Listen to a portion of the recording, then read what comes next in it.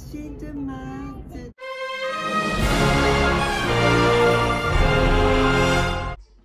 Hi everyone, नवीन blog मध्ये आपणा सर्वांचं पुन्हा एकदा स्वागत आहे। आज जेवणात मी बनवत आहे कारल्याची भाजी सुक्की आणि हुलग्याची भाजी।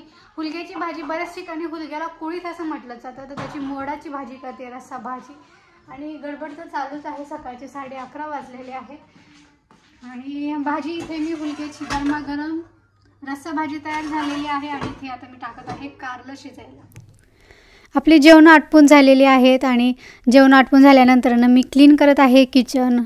सगळेच भांडे मशीनला लावता येत नाही, त्यामुळे काही भांडे हाताने धुवावे लागतात। त्याच्यानंतर मी चिमणी आणि आपला किचन वाटा तोही क्लीन करून घेतलेला आहे।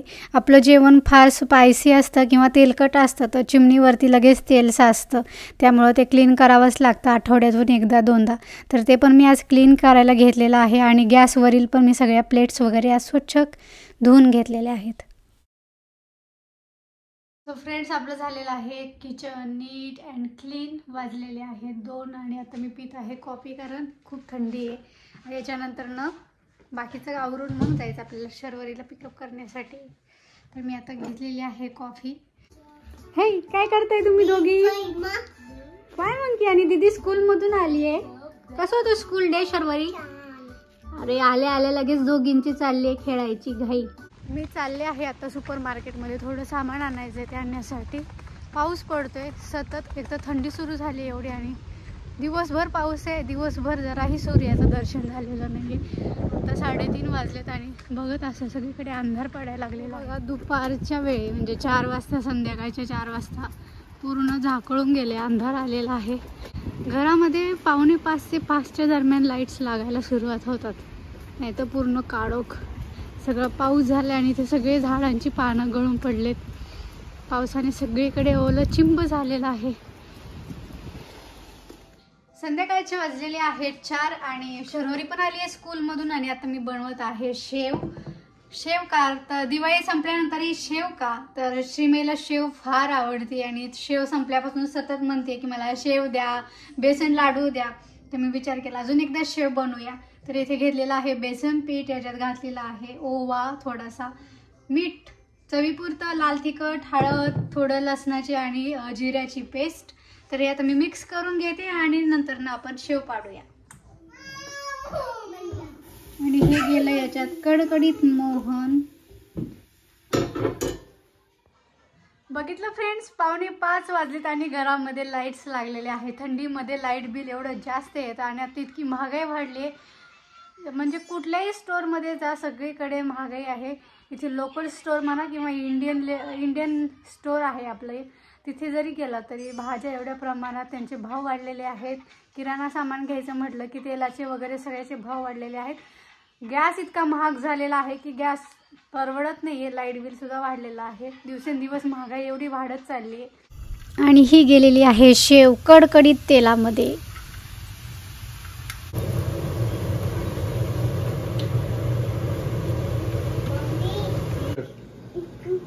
काय मागतीये तू बाबांकडे? कलर्स मागतीये। कलर सगळ्या भिंतींवरती केलेत कलर्स, सगळ्या भिंतीला रंग देते शिमई। तू नाही घ्यायचं शिमई, नाही घ्यायचं। त्याला कशाला हात लावते?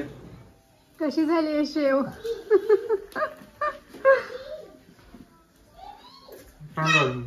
खोऱ्यांची शेव सारखी झाली का?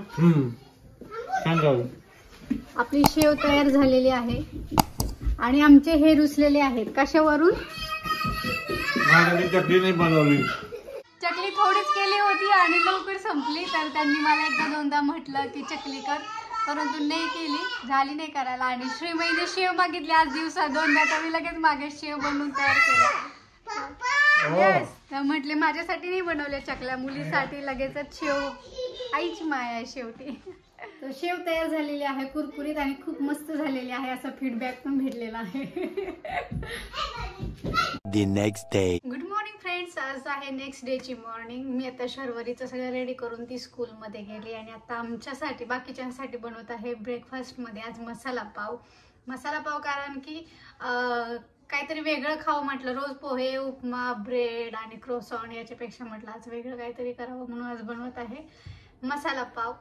तर त्याला आता मी त्याच्यासाठी कांदा कट केलेला आहे, टोमॅटो कट करते आणि आपण पटपट बनवून घेऊया मसाला पाव. तव्यात गेलेला आहे बटर मेल्ट झाले की गेलेले आहे मिरची आणि कांदा. थोडंसं बटर कमी वाटलं म्हणून मी पुन्हा टाकलं.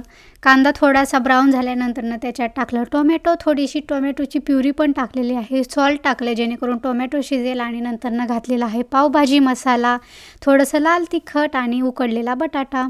आणि ही झालेला आहे आपला मसाला तयार. आता मसाला तयार झाल्यानंतर मसाला पावाला आधी आपल्याला पाव पण शेकायला पाहिजेत. तर मी इथे पाव शेकलेत आणि त्याच्यात मसाला भरलेला आहे. कुरकुरीत मसाला पाव तयार.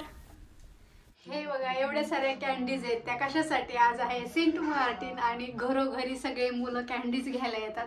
हातात छोटासा कंदील असतो आणि येऊन छान गाणं म्हणतात आणि मग त्यांना आपण हे ट्रीट द्यायची असते कॅन्डीजची. शर्वरी आत्ता तिच्या ड्रॉइंग क्लासला गेली आहे. आल्यानंतर आम्ही पण आमच्या शेजारी जाणार आहोत आणि मस्त मस्त तुम्हाला दाखवतो कसं गाणं म्हणते ते. अजून एकदा म्हण.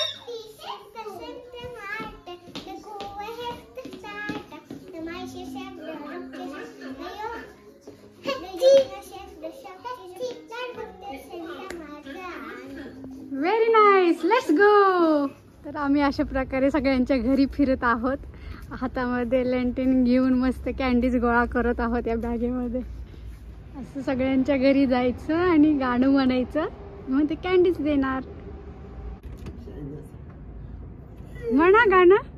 Sint Maarten, de koeien hebben staarten, de meisjes hebben rokjes aan. Kijk eens, voor je zusje, we pakken maar 2. Welke wil je hebben? Wil je die hebben? सगळ्यांच्या घरी कॅन्डीज मागून झाल्यानंतर आम्ही आपल्याही घरी आलोत आणि शर्वरी म्हटली मला आपल्याही घरी डॅडींकडे कॅन्डीज मागायचे आहे. तर इथे येऊन तिने गाणं म्हटलं. गुड. चला bye. Bye. A few moments later. किती सारे चॉकलेट भेटल्या. ओ अरे कसं करायला थँक्यू बोला. थँक्यू बोला दीदीला.